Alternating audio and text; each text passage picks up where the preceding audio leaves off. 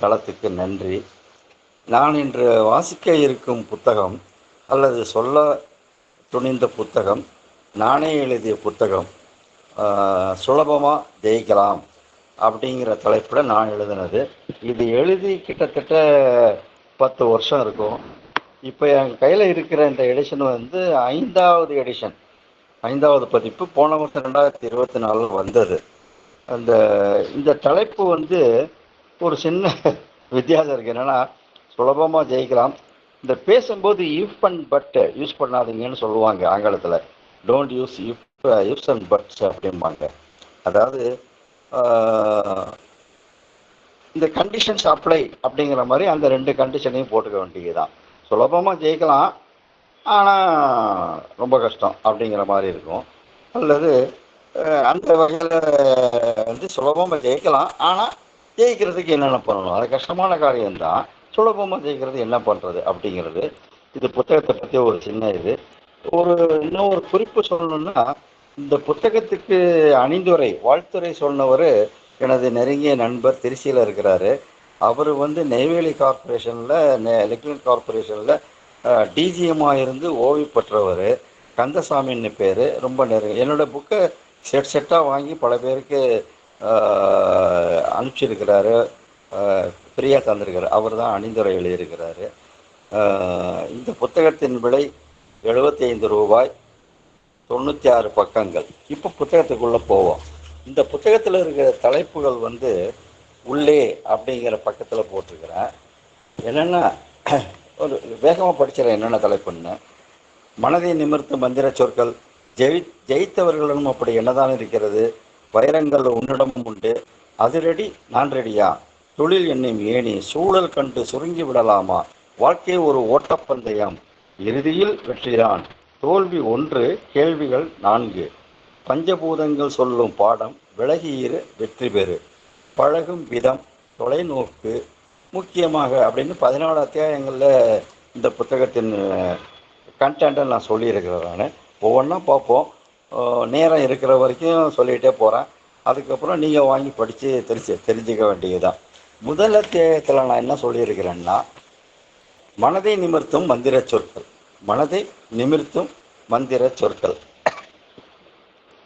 வாழ்க்கை என்றால் 1000 இருக்கும் அப்படின்னு கண்ணதாசன் ஒரு பாட்டில் பாடியிருப்பார். அந்த 1000ம் ஆனந்த அனுபவங்களாகவே இருக்க முடியாது. ஒரு நாள் இப்படி இருக்கும், மறுநாள் அப்படி இருக்கும். ஒரு நாள் சுகமாக இருக்கும், ஒரு நாள் சோகமாக இருக்கும். அப்படின்னு இருக்கிற போது கசப்பை மட்டும் பார்த்து கவலைப்படாமல் உலகே மாயம் என்று பாடிக்கொண்டு பாட்டிலும் கையுமாக படுத்து கிடக்க வேண்டியதான். பாடிக்கொண்டிருந்தால் அது எதையாவது செய்து நம் மனதை மீண்டும் நாமே முறுக்கேற்றிக் கொள்ள வேண்டாமா அப்படின்னு நமக்கு நாமே எப்படி தன்னம்பிக்கை கொடுத்துக்கிறது, மனதை நிமிர வைத்துக் கொள்ளுகிறது. இதில் கிட்டத்தட்ட ஒரு 25 குறிப்புகள் கொடுத்துருக்குறேன். ஒரு 5-6 சொல்கிறேன். அதுக்கப்புறம் புத்தகத்தை வாங்கி நீங்கள் படிச்சுக்க வேண்டியதுதான். அதாவது ஒரு சின்ன ஒரு வருத்தமான செய்தி வந்துருச்சுன்னு வச்சுக்கோங்க. நல்ல வேலை இதோட போச்சுன்னு திருப்தி போட்டு சொல்கிறவங்க 100 சொல்லுவாங்க. எல்லாமே சரின்னு எடுத்துக்க முடியுமா? இதெல்லாம் சப்ப மேட்டரு, இதுக்கு போயா கவலைப்படுறது? போனது போச்சு, ஆனது ஆச்சு, இனி என்ன ஆகணும்? அதை பாரு. உடைஞ்சா என்ன, வேற வாங்கிட்டா போச்சு. பஸ் போயிடுச்சா, அதனால என்ன, அடுத்த பஸ் இருக்குல்ல.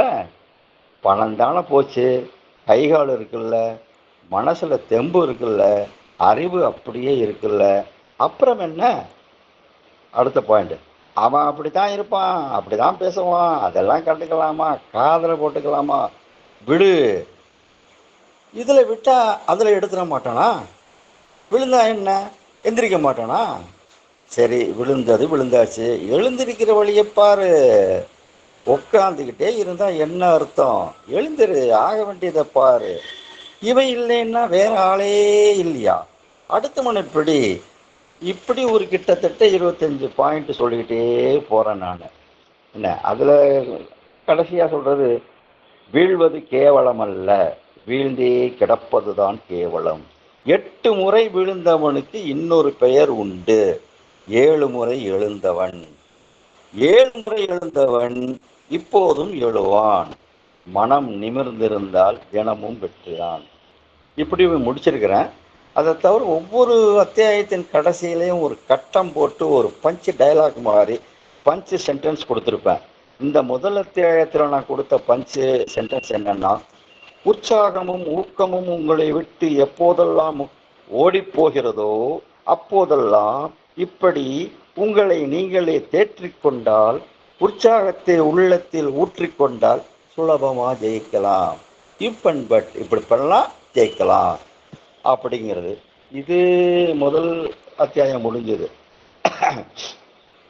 ரெண்டாவது அத்தியாயத்துல தலைப்பு, ஜெயித்தவர்களிடம் அப்படி என்னதான் இருக்கிறது, ஜெயிச்சிட்டாங்களா, அப்படி என்ன அவன்கிட்ட ஸ்பெஷாலிட்டி இருக்குது அப்படின்னு பார்க்குற போது, இல்லை நம்மை சுற்றிலும் தெருவிலும் ஊரிலும் எத்தனையோ வெற்றியாளர்கள் பார்க்கிறோம்.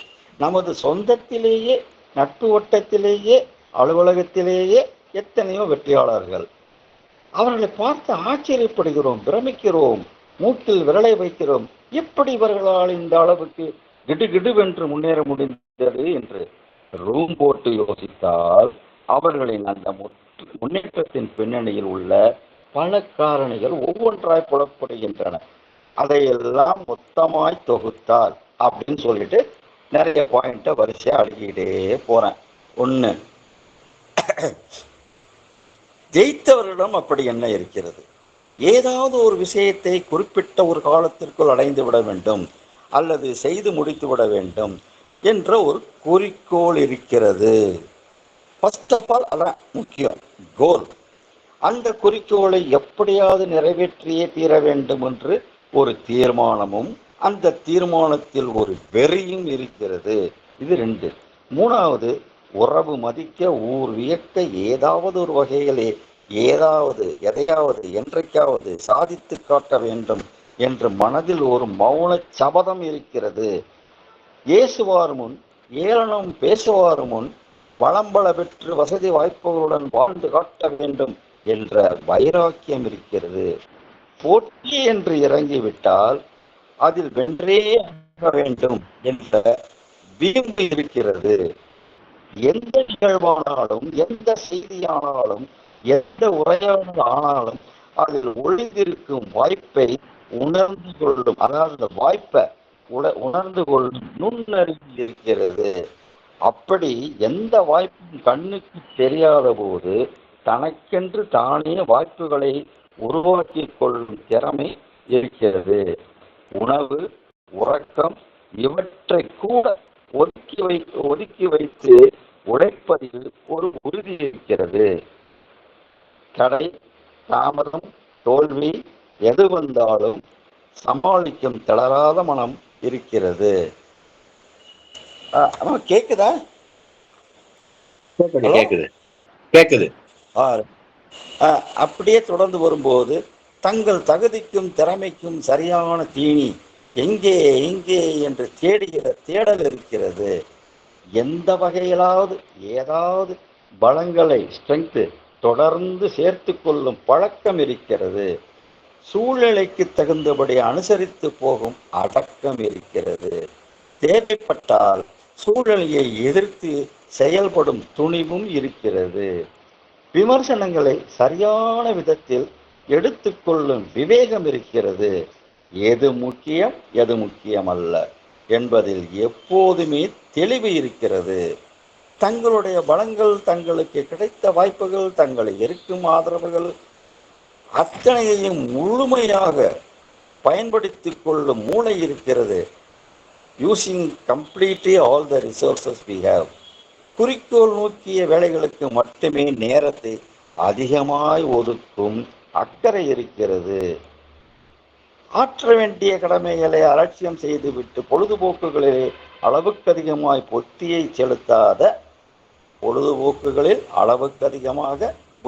செலுத்தாத பொறுப்பு இருக்கிறது. நேற்றை விட இன்று எவ்வளவு வளர்ந்தோ என்று அவ்வப்போது பரிசீலனை செய்து பார்க்கும் பழக்கம் இருக்கிறது. இப்படி ஒரு 20 பாயிண்டை தவிர இன்னும் ஒரு 7-8 பாயிண்ட் சொல்லியிருக்கிறேன்.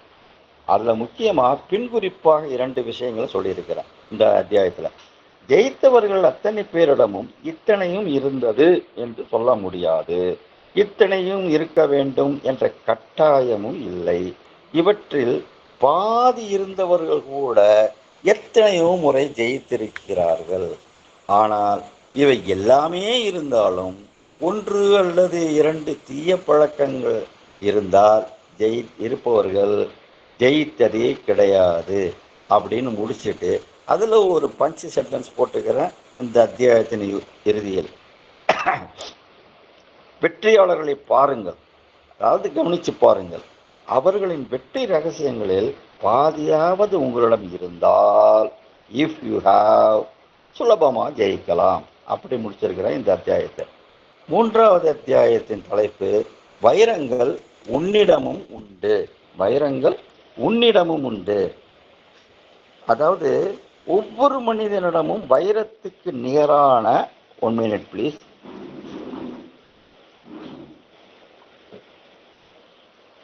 ஒவ்வொரு மனிதனிடமும் வைரத்துக்கு நிகரான சில திறமைகளை வைத்துத்தான் ஆண்டவன் இங்கே அனுப்பியிருக்கிறான்.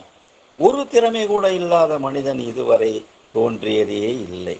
பிரச்சனை என்ன தெரியுமா? பெரும்பாலான மனிதர்கள் தங்களுக்குள் புதைந்திருக்கும் திறமைகளை கண்டுபிடிப்பதே இல்லை. கண்டுபிடித்தாலும் தோண்டி எடுத்து வெளியில் கொண்டு வருவதே இல்லை. கொண்டு வந்தாலும் அவற்றின் அருமை தெரியாமல் சோம்பேறித்தனம், அலட்சியம், தாழ்வு மனப்பான்மை, தேவையற்ற கவலைகள், தனது வாழ்வை பற்றிய அக்கறையின்மை போன்ற பலவிதமான புழுதிகளால் அந்த திறமைகளை மூடி மறைத்து கொண்டு வெளியில் தேடுகிறார்கள். அந்த புதையலை வெண்ணையை கையில் வைத்து கொண்டு நீக்கி அலைகிறார்கள். தங்களுக்குள்ளும் வைரங்கள் இருக்கின்றன என்ற விஷயமே தெரியாமல் வாழ்ந்து வருகிறார்கள், வாழ்ந்து முடிக்கிறார்கள். வாழ்வாது இப்படி சொல்லிட்டு, அதாவது ஒவ்வொருத்தையும் ஒவ்வொரு திறமை இருக்குது. ஓவியம் வரையும் திறமை, பேச்சு திறமை, நடிப்பு திறமை, எழுத்து திறமை, இப்படி எவ்வளவோ இருக்குது. பிறக்கும்போது எல்லோருமே குழந்தைகள் தான். குறிப்பிட்ட காலம் வரை பெற்றோர் வைத்த பெயரை தவிர வேறு அடையாளம் கிடையாது.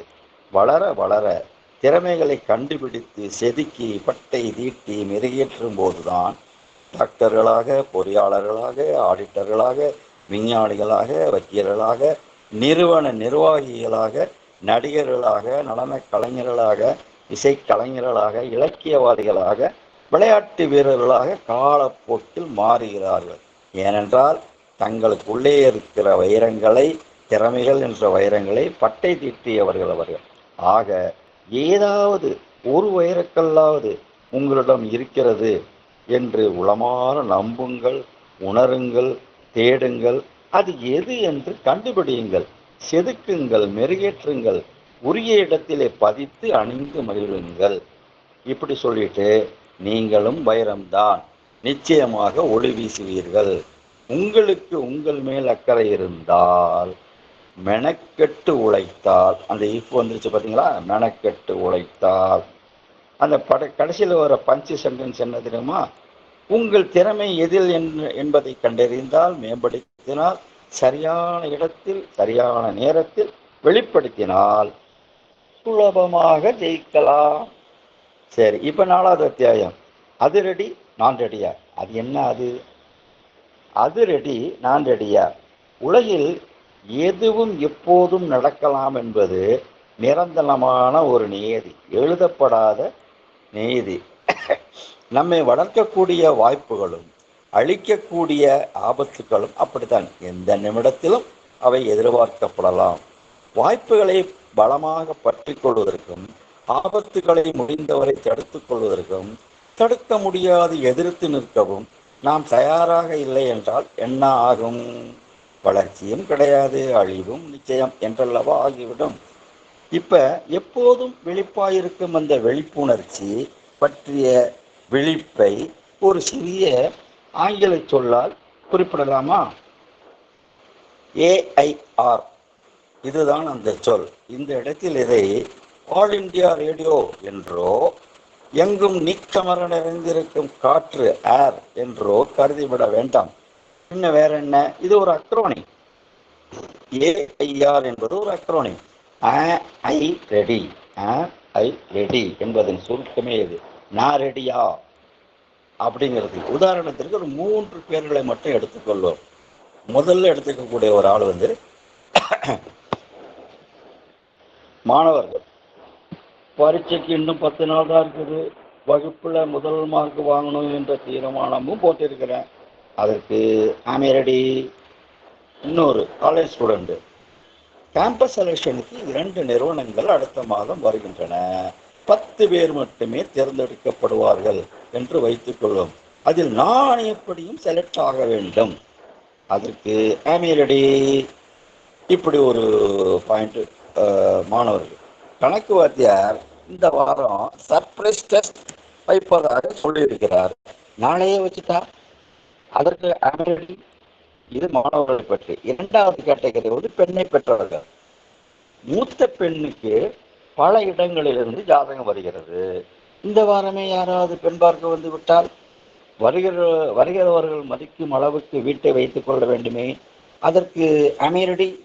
சரி, வருகிற வரன்கள் எல்லாம் 40 பவுன் 50 பவுன் என்று கேட்கிறார்கள். இதுவரை கேட்டதே 10 பவுன் தான். மீதி பவுனுக்கு ஏற்பாடு செய்ய வேண்டும். நல்ல இடமாக அமைந்து அவர்களும் வருகிற ஐப்பசியிலேயே திருமணம் நெருக்கினால் அதற்கு ரெடி. இந்த அலட்சியத்தை இரண்டாவது பெண் விஷயத்திலும் காட்டக்கூடாது. அவளுக்கு இப்போதே 22 வயது தான் ஆகிறது. இப்போது இன்னும் 5 வருடத்து காலத்திற்குள்ளாவது அவளுக்கு திருமணத்தை முடித்து விட வேண்டும். அதற்கு ரெடி. இது பெண்ணை பெற்றவர். மூன்றாவதாக ஒரு கேட்டகரி. 55 வயது அலுவலக ஊழியர். ரிட்டையர் ஆவதற்கு இன்னும் 5 வருடங்கள் தான் இருக்கிறது. அதற்குள் இன்னொரு பதவி உயர்வு வாங்கினால்தான் கௌரவம். அதற்கு இன்னும் கடுமையாக உழைக்க வேண்டுமே. நல்ல ரிசல்ட் காட்ட வேண்டுமே. ரெடி. ரிட்டையர் ஆவதற்கு பையனுக்கு நல்ல வேலை வாங்கி கொடுக்க வேண்டும். பெண்ணுக்கு நல்ல இடமாக பார்த்து முடித்து விட வேண்டும். என்ன செலவாகும்? யாரையெல்லாம் கான்டாக்ட் பண்ண வேண்டும்? எங்கெல்லாம் அடைய வேண்டும்? அதற்கு ரெடி. இப்படி ஒரு 55 வயது அலுவலக ஊழியர், ஒரு ஆஃபீஸ் மேனேஜர்.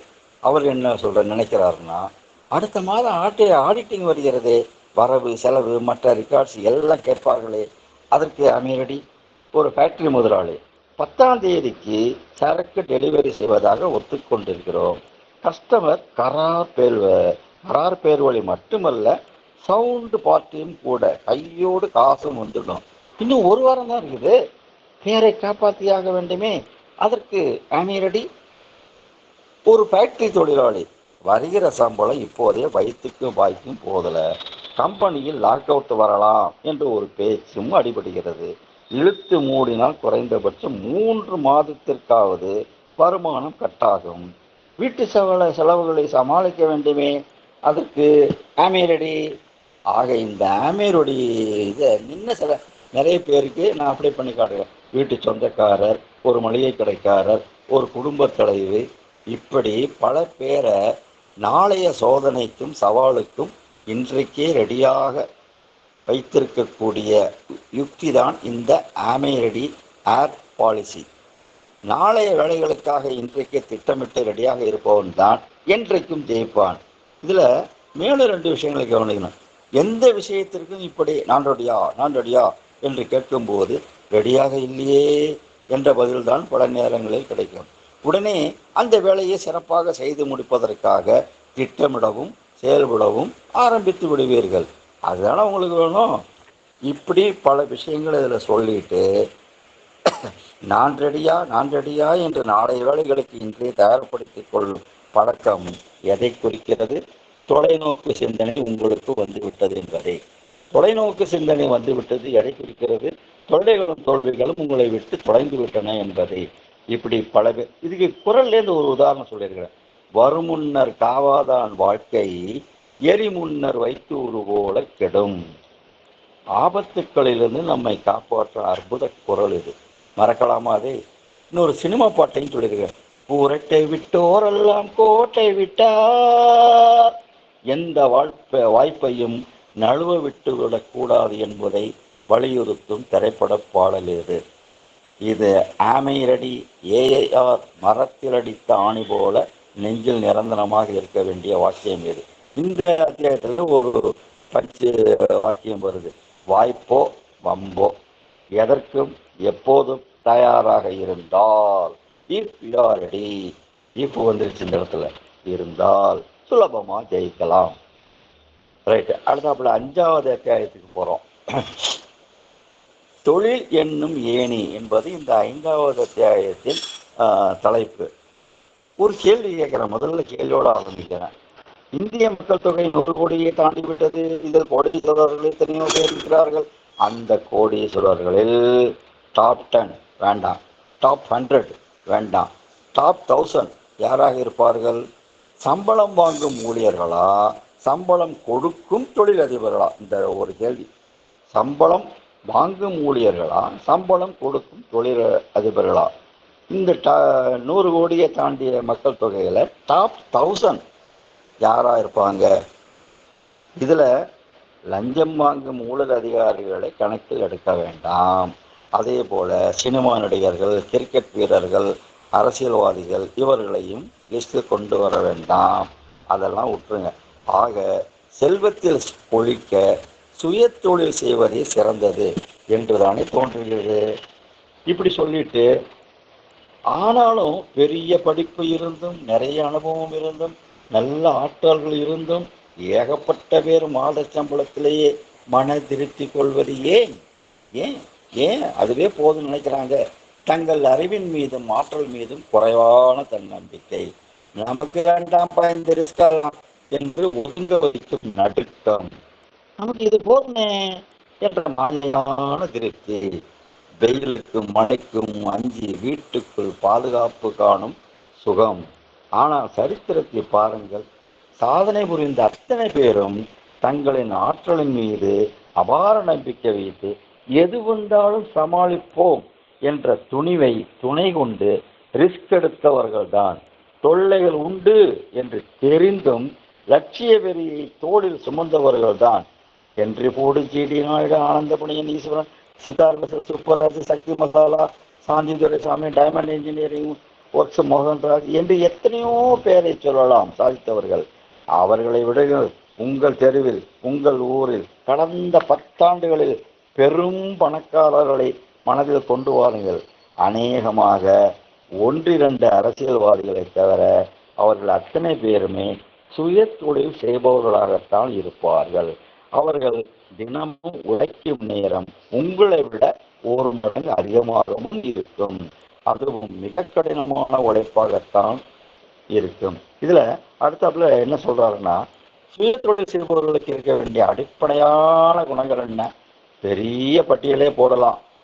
இன்ஃபேக்ட் நான் த ட்ரைட்ஸ் ஆஃப் என்டர்பிரினர்ஸுங்கிற ஒரு ட்ரைனிங் பீரியடு கொடுத்துக்கிட்டு இருந்தேன். என்னெல்லாம் இருந்தால் அவன் சக்ஸஸ்ஃபுல் என்டர்பிரினர் ஆவாங்கிறது. அதைத்தான் அது ஒரு பெரிய பட்டியலே போடலாம். என்றாலும் முதல் 10 குணங்களை மட்டும் முதலில் பார்க்கலாம். இதில் ஒரு 10 குணம் சொல்லியிருக்கிறேன். அதில் 2-3 மட்டும் சொல்கிறேன் நேரங்கிறது. இது தூங்குகிற நேரம், இது டிவி பார்க்குற நேரம், இது சாப்பிட்ற நேரம் என்பதையெல்லாம் மறந்துடணும். எல்லாமே உழைக்கும் நேரம்தான். அடுத்த பாயிண்ட்டு, ஒரு காரியத்திற்காக 10 தடவை அலைந்தாலும் 11ஆம் தடவையும் அலைவதற்கு அழுத்து கொள்ளக்கூடாது. எவ்வளவு வருகிறது என்றும் பார்க்க வேண்டும், எங்கே போகிறது என்றும் பார்க்க வேண்டும்.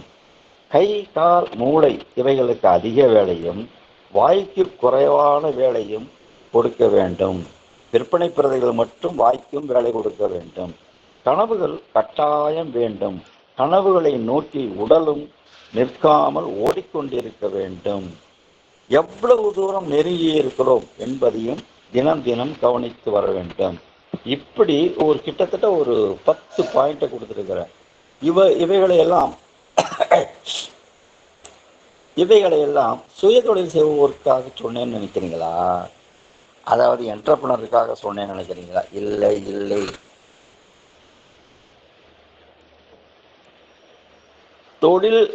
தொடங்கிய காரியம் எதுவானாலும் அதில் ஜெயிக்க நினைக்கும் எவருக்கும் இருக்க வேண்டிய டாப் 10 குணங்கள் இவை. தொழில் இல்லை, நீ எடுத்த காரியத்தில் ஜெயிக்கணுமா, அதில் உனக்கு என்னெல்லாம் வேணும், என்ன குணங்கள் வேணும் அப்படிங்கிற டாப் 10 குணங்கள் இவை. இதில் எத்தனை குணங்கள் உங்களிடம் இருக்கின்றன? 1 கூட இல்லையே என்று ஒதுங்கி விடாதீர்கள். இல்லாதவற்றை ஒவ்வொன்றாக உங்களிடம் கொண்டு வாருங்கள். கொண்டு வந்தவைகளை வளர்த்து கொண்டே இருங்கள். இவைகளை வளர்த்து கொண்டால் நீங்களும் வளர்ந்து விடுவீர்கள். ஜெயிப்பவர்களை 3 வகையாக பிரிக்கலாம். எல்லா வசதிகளும் வளங்களும் ஆதரவுகளும் இருந்து தடைகளும் இல்லை என்றால் மட்டுமே எளிதாக ஜெயிக்கிறவர்கள். வசதிகளும் குறைவு, ஆதரவுகளும் குறைவு, அவ்வப்போது பல பிரச்சனைகள் இருந்தாலும் சமாளித்து ஜெயிக்கிறவர்கள். ஏகப்பட்ட தடைங்க, தினமும் ஒரு பிரச்சனைங்க, துணையும் கிடையாதுங்க என்றாலும் சற்று மனம் தளராமல் போராடி ஜெயிக்கிறவர்கள். இதில் 3ஆம் வகையினர் தான் சிறந்த தொழிலதிபர்களாக அல்லது தலைவர்களாக தலை தூக்குகிறார்கள். இப்படி நிறைய உதாரணங்கள் இருக்குது. 500 ரூபாய் போட்டு பலகால கடை வைத்து சொந்த காலில் நிற்கின்ற கல்வி அறிவு குறைவாக உள்ள பெண்கள் கூட சுயமாய் தொழில் புரிகின்ற தொழிலதிபர்கள் தான் அப்படின்னு சில உதாரணங்களை அங்கங்கே காட்டிட்டு முடிக்கிறேன். இந்த அத்தியாயத்தோட கடைசி சென்டென்ஸ் சென்டென்ஸ் என்னன்னு நான் போட்டிருக்கேன்னா, ரிஸ்க் எடுக்கும் துணிவு இருந்தால் ஈப்பு, நேரம் காலம் பார்க்காமல் உழைக்கும் உடலும் மனமும் இருந்தால் இப், சுலபமா ஜெயிக்கலாம். அவ்வளோதான். இது 2 இருக்குதா, யூ கேன் வின் அப்படிங்கிறது மாதிரி. இன்னொன்று 6வது அத்தியாயத்துக்கு போகிறோம். சூழல் கண்டு சுருங்கி விடலாமா? சூழல் கண்டு சுருங்கி விடலாமா? இதில் கலீல் கிப்ரானோட ஒரு கொட்டேஷன் எடுத்திருக்கிறேன். Your children are not your children, they came through you. என்ன அர்த்தம் இதற்கு? உங்கள் குழந்தைகள் உங்களுடைய குழந்தைகள் அல்ல, அவர்கள் உங்களிடமிருந்து தோன்றியவர்கள், அவ்வளவுதான். அதாவது உங்கள் குழந்தைகளின் பிறப்புக்கு மட்டுமே நீங்கள் காரணம், அவர்களின் வளர்ச்சிக்கும் வீழ்ச்சிக்கும் நீங்கள் காரணமாக இருக்க வேண்டிய கட்டாயம் இல்லை. உங்கள் ஆசைகளை அவர்கள் மீது வலுக்கட்டாயமாக திணிக்க வேண்டிய அவசியமும் இல்லை. உங்கள் விருப்பப்படி அவர்கள் நடப்பார்கள் என்ற உத்தரவாதமும் இல்லை. அவர்களுக்கென்று ஒரு விருப்பம், ஒரு ரசனை, பாதை, வாழ்க்கை அமைப்பு இருக்கிறது. அது உங்களுடையதிலிருந்து மாறுபட்டதாக இருக்கலாம். அவரவர் வாங்கி வந்த வரம் அல்லது சாபம், இப்படி பல அர்த்தங்களை எடுத்துக்கலாம். சரி, இப்போது இந்த கருத்தை எதிர்ப்பக்கமாக இருந்து பார்ப்போம். உங்கள் பெற்றோர் உங்கள் பிறப்புக்கு காரணமாக இருக்கலாம், ஆனால் உங்கள் வளர்ச்சிக்கோ வீழ்ச்சிக்கோ அவர்கள் காரணமாக இருக்க வேண்டிய கட்டாயம் இல்லையே. இதற்கு விரிவான அர்த்தம் என்ன? நம்ம கோணத்திலையும் பார்க்கலாம். உங்கள் பெற்றோர் ஏழைகளாக இருந்தால் நீங்கள் ஏழைகளாக இருக்க வேண்டிய அவசியமா? உங்கள் பெற்றோர் கல்வி அறிவு இல்லாதவர்களாக இருந்தால் நீங்களும் அப்படியே இருக்க வேண்டியது அவசியமா? உங்கள் வாழ்க்கை உங்கள் கையில். உங்கள் வளர்ச்சிக்கும் வீழ்ச்சிக்கும் நீங்கள் தானே முழு பொறுப்பு. தீதும் நன்றும் பிறர் தரவாரா. அதாவது உங்கள் குடும்ப சூழல், ஏழை பெற்றோர்கள் உள்ளவர்கள், கல்வி அறிவு குறைந்த பெற்றோர்கள், வசதியற்ற வீடு. 2வது, நீங்கள் வசிக்கும் ஊரின் சூழ்நிலை, தெருவின் சூழ்நிலை, போக்குவரத்து வசதி இல்லை, தகவல் தொடர்பு வசதி இல்லை, அடிப்படை வசதிகள் கிடையாது. இப்படி ஒரு பின்தங்கிய சூழ்நிலை, இது ஒன்று. இந்த சூழ்நிலை ஒன்று, குடும்ப சூழ்நிலை உண்டு, தெரு சூழ்நிலை உண்டு. படித்தவர்களும் 4 விஷயம் தெரிந்தவர்களும் நூலகங்களும் கல்லூரிகளும் இல்லாத ஒதுக்குப்புறமான பகுதி, ரிமோட் ஏரியா ஆகிய இவை எல்லாமே உங்கள் வளர்ச்சிக்கு சவாலான விஷயங்கள் தான். வளர்ச்சியை பற்றி சிந்திக்க விடாத சூழ்நிலை தான். வளர்ச்சியை வழிமறிக்கும் தடைகள் தான்.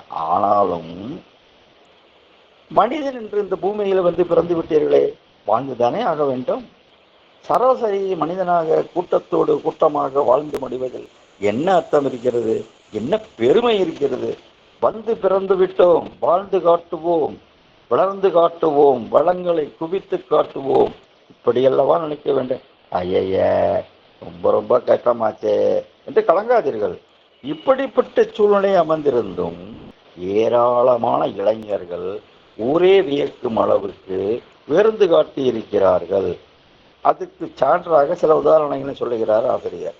லாட்ரி தொழில் செய்து கொண்டே படித்து IRS ஆகிய ஆவடி நந்தகுமார், இது 10 வருஷத்துக்கு முன்னாடி எழுதின ஒரு புத்தகம்.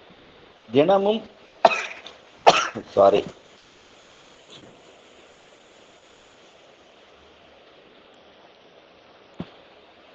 குடித்து விட்டு வந்து மனைவி மக்களை அடித்து விட்டு தூங்கப் போகும் தகப்பன் அமைந்திருந்தாலும் அவன் தூங்கிய பிறகு கண் விழித்து படித்து நல்ல மார்க் வாங்கி MBBS படித்து டாக்டர் ஆகிய சென்னை சண்முகப்பிரியா, இதெல்லாம் செய்தி பத்திரிகையில வந்தது.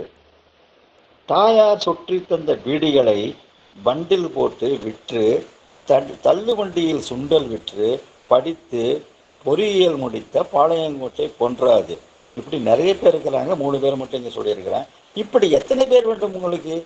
இவர்களின் சங்கடமான சூழ்நிலைகளும் சாதித்த சாதனைகளும் நமக்கு சொல்லும் சங்கதி என்ன?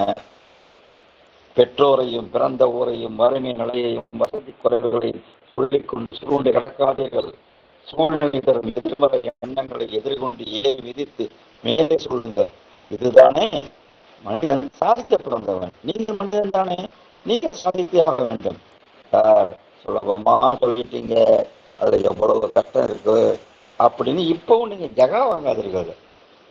எங்க காய்ச்சலா, இந்த மாத்திரை சாப்பிடுங்க, நல்லா கேட்குன்னு மாத்திரை கொடுத்தா, ஐயே இதுவா ரொம்ப கசக்குன்னு, உங்களுக்கு என்ன கொடுத்துட்டீங்க, சாப்பிட்ற எனக்குள்ள தெரியும், சாப்பிட்ற எனக்குள்ள தெரியும்னா நான் என்னதாங்க பண்றது? முக்கிய காரியமாக வெளியே செல்கிறீர்கள். கிளைமேட் நன்றாகத்தான் இருக்குது.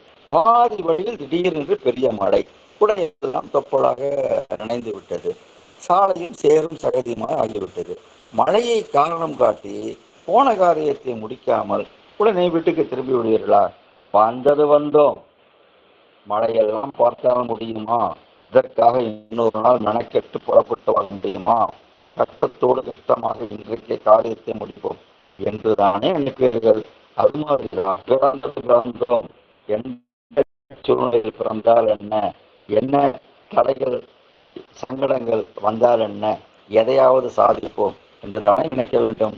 காரியம் முக்கியம் என்று நினைப்பவர்கள் சூழ்நிலையை சாக்கு சொல்லி சோர்ந்து கிடக்க மாட்டார்கள். சாதனை முக்கியம் என்று நினைப்பவர்கள் சங்கடங்களை சாக்கு சொல்லி சலித்து கிடக்க மாட்டார்கள். கனவுகளை நனவாக்க துடிப்பவர்கள் கஷ்டங்களை எண்ணி கலங்க மாட்டார்கள். கஷ்டங்களை சொல்லியே காலத்தை கழிக்க மாட்டார்கள். உங்களுக்கு காரியம் முக்கியம்தானே, சாதனை முக்கியம்தானே, கனவுகள் முக்கியம்தானே. சாதியுங்கள். உங்கள் குடும்பத்தின் வறுமை சூழலை, உங்கள் ஊரின் வளமற்ற சூழலை நீங்களாவது மாற்றுங்கள் என்று முடித்துவிட்டு இந்த அத்தியாயத்தின் இறுதியிலே ஒரு முக்கியமான ஒரு சென்டென்ஸால கவர் பண்ணியிருக்கிறேன். சூழ்நிலை சாதகமாக இல்லை என்றாலும் வாழ்வின் வளர்ச்சி பற்றிய சிந்தனையும் செயல் திட்டங்களும் உள்ளத்தில் ஊறிக்கொண்டே இருந்தால் சுலபமாக ஜெயிக்கலாம்.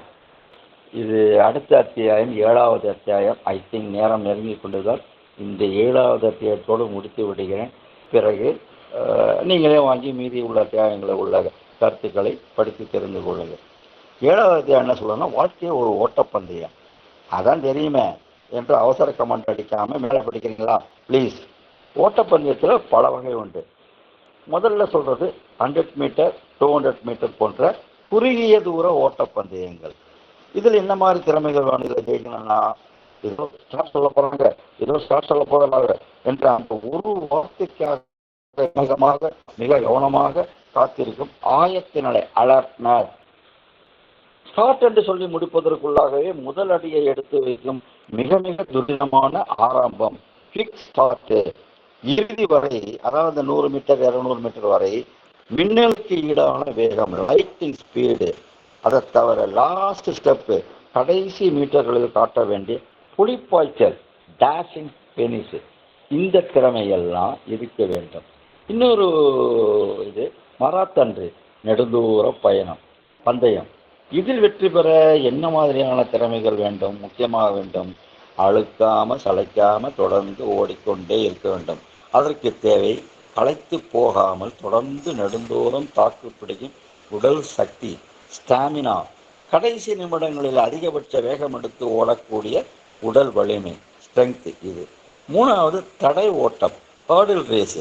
இதில் வெற்றி பெற என்ன மாதிரியான திறமைகள் வேண்டும்?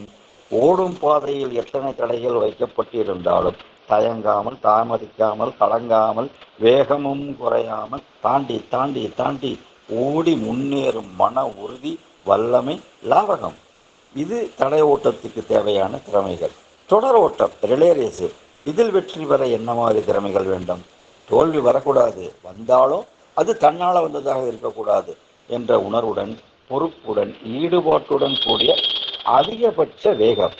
மற்ற 3 பேரில் ஒருவனுடைய வேகம் சற்றே குறைவாக இருந்தாலும் அதனால் தன் குழுவுக்கு தோல்வி வந்துவிடக்கூடாதே என்பதை கவனத்தில் கொண்டு சற்றே அதிகமான அக்கறையுடன் காட்ட வேண்டிய கூடுதல் வேகம், தட் இஸ் காம்பன்சேட் பண்ணக்கூடிய எக்ஸ்ட்ரா ஸ்பீடு, ஸ்டிக்கை கொடுக்கும்போதும் வாங்கும்போதும் காட்ட வேண்டிய முழு கவனம், துரிதம். அது கீழே விட்டோம்னா அதை எடுக்கிறதுக்கு அதுக்கு ஒரு நிமிஷம் போயிடுவாங்க.